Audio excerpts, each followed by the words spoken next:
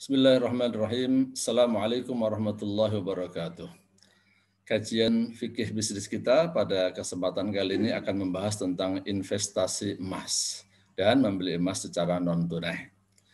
Yang ingin pertama kali saya sampaikan bahwa mengenai investasi, memang merupakan sesuatu yang diperbolehkan di dalam Islam.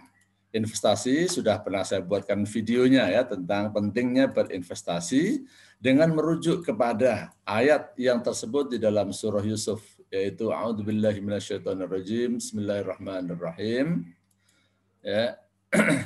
Qala tazra'una sab'a sinina da'aba fama hasadtum fadaruhu fi sumbulihi illa qalilan mimma ta'kulun, dan seterusnya. Ini saya wallahu alam memahami bahwa investasi itu diperbolehkan. Apalagi kalau kita memikirkan masa depan kita, khususnya masa depan ketika kita pensiun, supaya kita tidak menjadi beban bagi orang lain. Nah, bagaimana dengan investasi emas? Saya ingin sampaikan bahwa ketika kita berbicara tentang investasi emas, itu ada beberapa kemungkinan. Bisa berupa emas perhiasan, yang dipakai oleh ibu-ibu, bisa emas dalam bentuk logam mulia, bisa emas dalam bentuk dinar, dinar emas kepingan. Bisa juga kalau bicara orang, ada yang investasi emas berjangka. Nah, bagaimana hukumnya dalam Islam? Nah, saya bahas satu persatu kali ya. Tapi video kita singkat, mudah-mudahan bisa memberikan pemahaman yang lumayan lah ya. Nah, saya ingin sampaikan terlebih dahulu bahwa kalau kita berinvestasi dalam bentuk emas, itu ada beberapa risiko yang kita harus tahu ya. Risiko investasi emas itu saya tunjukkan slide saya. Yang pertama, bahwa harga emas itu fluktuasi ya. Dalam jangka pendek, kalau kita berinvestasi emas untuk waktu 1 tahun itu biasanya kita harus siap resikonya. Bisa jadi harga emasnya turun ya. Kemudian emas itu nomor 2 berikutnya adalah emas itu mudah dicuri. Ya. Kalau diambil orang, ketemu orang, ya udah hilang. Berbeda dengan surat berharga seperti saham atau deposito. Kalau hilang ditemu orang, nggak mudah dicairkan. Begitu. Ini diantara resiko berinvestasi emas. Kelebihannya apa? Kelebihannya juga ada ya. Satu, liquid, mudah dicairkan kapan saja. Ya. Kemudian modalnya nggak terlalu besar. Sekarang kan udah ada emas kecil-kecil yang 1 gram, 2 gram itu sudah ada 1 jutaan kan. Bahkan malah ada yang lebih kecil yang beli emas secara cicilan tuh 10.000, 20.000 itu bisa, itu 0,0000 gitu kan ya. Itu ada. Tapi bagaimana hukumnya nanti ya? Ini mengenai kelebihan investasi emas ya. Ya, maaf nih. Di antara kelebihan investasi emas apa? Uangnya itu tidak terdata oleh OJK. Jadi kalau bapak-bapak, ibu-ibu yang pada nggak taat pajak, ini kelebihan atau kekurangan ini ya. Yang tidak taat pajak ini nggak ketahuan tuh. Waktu belinya aja kena pajak ya. Tapi kalau belinya di toko atau kepada orang per orang mungkin nggak kena pajak juga itu kan.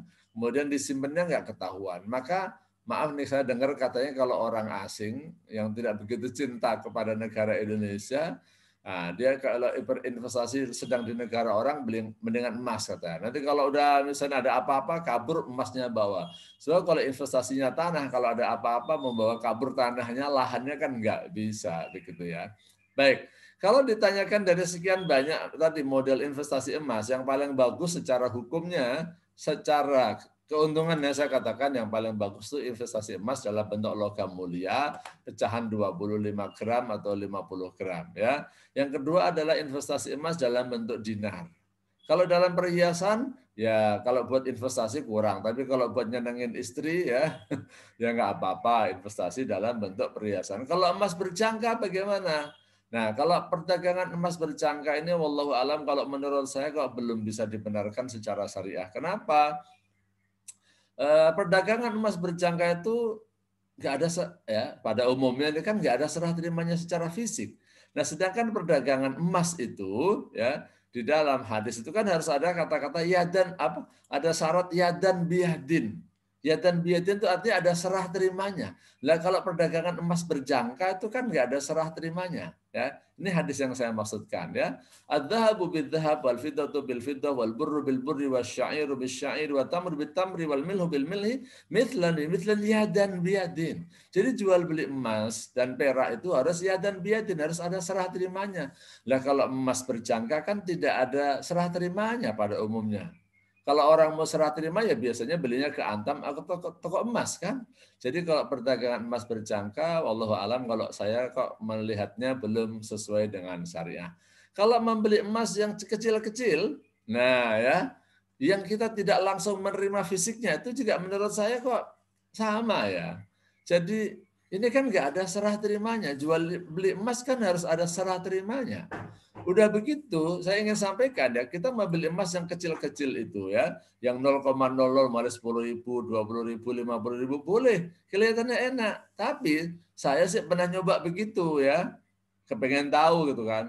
Ternyata secara bisnisnya kurang menguntungkan juga. Kenapa? Itu kan harga emas yang kita beli menurut dia ya, 10.000 misalnya 100.000 dapat 0,00 berapa persen dari gram emas ya kan.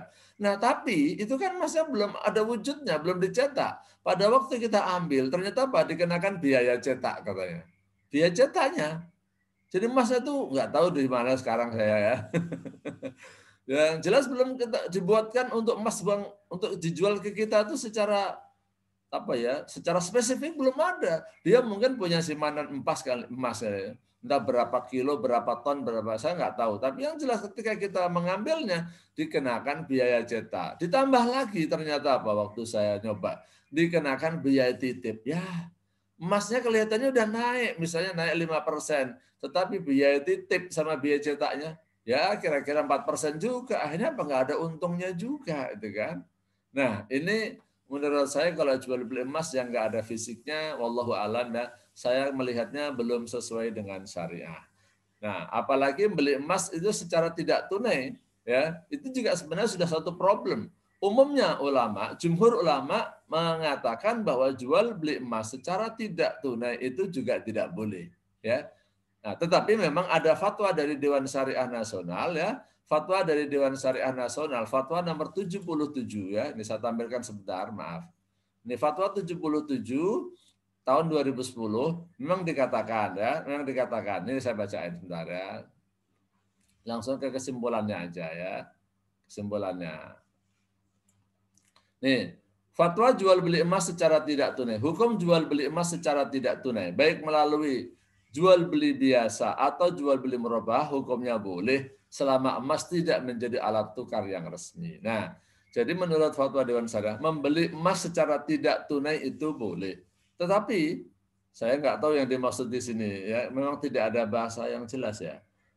Ketentuannya di sini kan harga jual tidak boleh bertambah selama jangka waktu perjanjian meskipun ada perpanjangan waktu setelah jatuh tempo. Emas yang dibeli dengan pembayaran tidak tunai boleh dijadikan jaminan. Emas yang dijadikan jaminan sebagaimana dimaksud dalam angka 2 tidak boleh dijual belikan atau dijadikan objek akad lain yang menyebabkan perpindahan kepemilikan. Nah, ini biasanya ya jual beli emas yang kecil-kecil itu yang 0,00 sekian tadi itu kan tidak ada serah terimanya. Ketika serah terima tadi saya katakan dikenakan biaya-biaya. Nah, sebelum kita terima kan boleh dijual biasanya kan? Kan boleh dijual. Nah, ini yang jadi masalah lagi ya. Jadi jual beli emas secara non tunai menurut jumhur ulama enggak boleh, tapi fatwa Dewan Syariah Nasional membolehkan jika emas tidak menjadi alat tukar. Tetapi ya, jual beli emas non tunai itu memang boleh, tapi kan harus ada serah terimanya secara fisik. Nah, kalau jual beli emas yang kecil-kecil yang tidak ada serah terimanya secara fisik, menurut saya juga perlu berhati-hati ya. Kalau saya pribadi jelas nggak mau ya. Dulu saya pernah nyoba itu kan pengen tahu aja supaya saya bisa menjelaskan ya.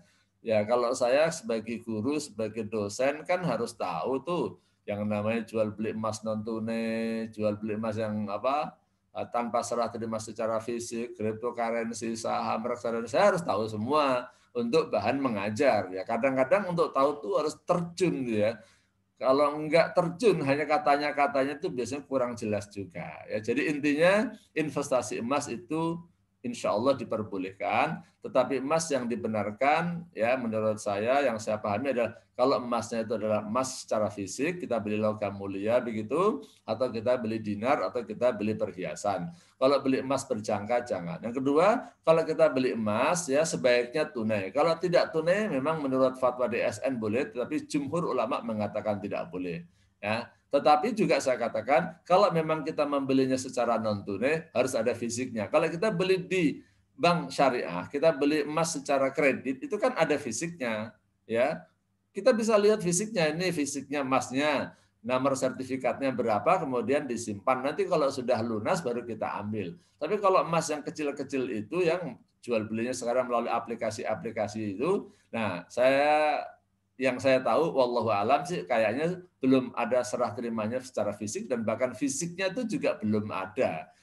Dia masih punya emas secara besar, misalnya perusahaan ini misalnya punya emas 1 ton, dia bisa bertransaksi jual beli emas ya dengan harga yang dia tentukan kecil-kecil, tapi emasnya belum diwujudkan sesuai dengan pecahan yang kita beli, masih gelondongan dia. Ketika kita mau ambil maka kita dikenakan biaya cetak dan biaya titip. Jadi sebaiknya menurut saya dihindari aja, beli emas yang secara fisik aja lah, yang pecahan 25 gram atau 50 gram ya, di Antam atau di toko emas atau kepada teman, intinya emas logam mulia atau emas dinar saja. Itu yang kira-kira bisa saya jelaskan dalam investasi emas. Mudah-mudahan bermanfaat. Kurang lebihnya saya mohon maaf.